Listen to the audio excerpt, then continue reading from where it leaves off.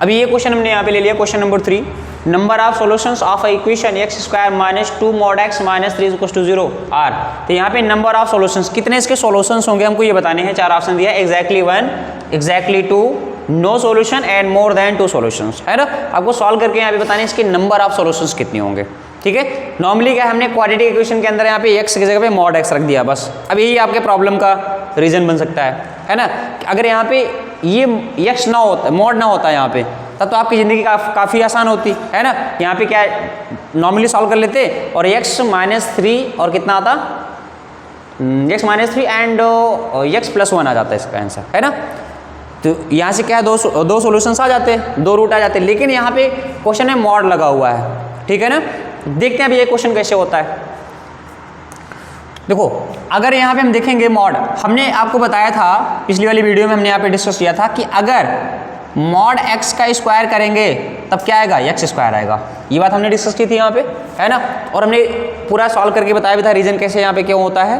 देखो तो ये मॉड x का स्क्वायर यहाँ पे करेंगे तो ये x स्क्वायर हो जाएगा। तो इसको हम यहाँ पे, इसका मतलब x स्क्वायर की जगह पे हम मॉड x स्क्वायर लिख सकते हैं कि नहीं, मॉड x का स्क्वायर लिख सकते हैं, minus 2 mod x minus 3 is equal to 0। क्या इतनी बात समझ में आएगी नहीं, ठीक है ना।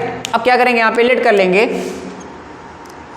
mod x equal to t, mod x की जगह पे हमने यहाँ पे t लेट कर लिया, तो हमारा क्या हो जाएगा t square minus 2t and minus 3 is equal to 0। तो यहाँ से क्या हो जाएगा, इसको जब सॉल्व करेंगे, इसका फैक्टराइजेशन करेंगे तो एक फैक्टर आएगा t माइनस 1 और दूसरा फैक्टर आएगा t प्लस 1। देखो यहाँ पे माइनस, क्योंकि माइनस 3 प्लस 1 करेंगे माइनस 2 आ जाएगा, माइनस 3 to 1 करेंगे दैट इज माइनस 3 आ जाएगा, ठीक है ना। तो डायरेक्टली आपको फैक्टर निकालना आना चाहिए, ठीक है।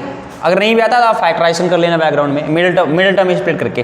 देखो तो t minus 3 and t plus 1 हो गया। अब देखो एक क्या काम करते हैं, यहाँ पे t minus 3 is equal to 0 करेंगे, ठीक है।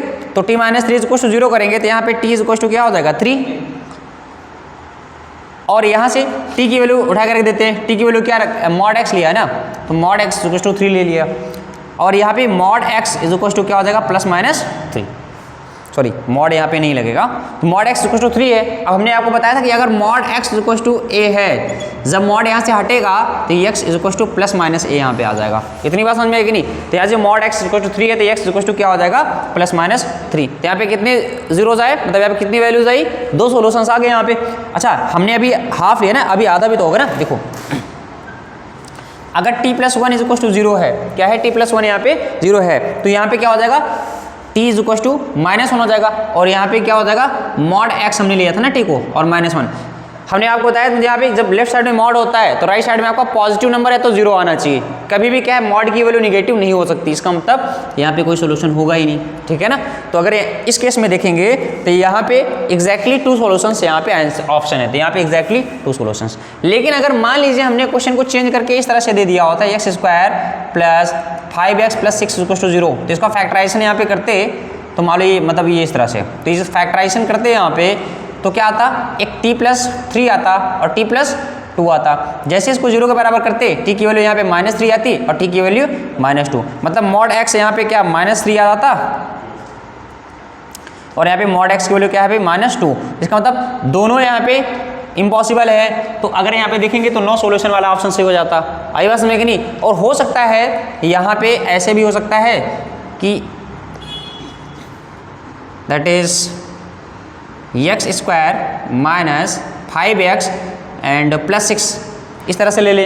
अब इस तरह से जब लेंगे तो इसके जो जीरोज आएंगे, मॉड यहाँ पे लगा देते हैं, तो इसके जीरोज यहाँ पे जो आएंगे t minus 3 and t minus 2 आएंगे, ठीक है ना। और यहाँ से सॉल्व करेंगे t की वैल्यू 3 आएगी एंड t की वैल्यू क्या आ जाएगी 2 आ जाएगी। अब t की वैल्यू जो रखेंगे तो मॉड x इक्वल टू 3 आएगा and mod x equal to 2 आ जाएगा, और x इक्वल टू क्या है प्लस माइनस 3 और x equal to plus minus 2। तो ऐसे केस में अगर देखेंगे तो कितने सॉल्यूशंस हो गए 4। इसका मतलब कौन सा ऑप्शन से हो जाएगा मोर देन 2 सॉल्यूशंस वाला ऑप्शन से हो जाएगा। आई बात समझ में नहीं। तो आपको ये चीज़ें यहाँ पे समझनी पड़ेंगी। जब ऐसे टाइप का क्वेश्चन आ जाए यहाँ पे क्या है मिडिल टर्म वाले, मतलब x जो है मॉड के अंदर आ जाए, तो आप इसको मॉड x का स्क्वायर ले लिया करो, उसको t करके लीड कर लो, तो यहाँ से आपको आंसर आ जाएगा। ओके, आई होप आपको ये समझ में आया होगा। ठीक है, नोट डाउन कर लीजिए।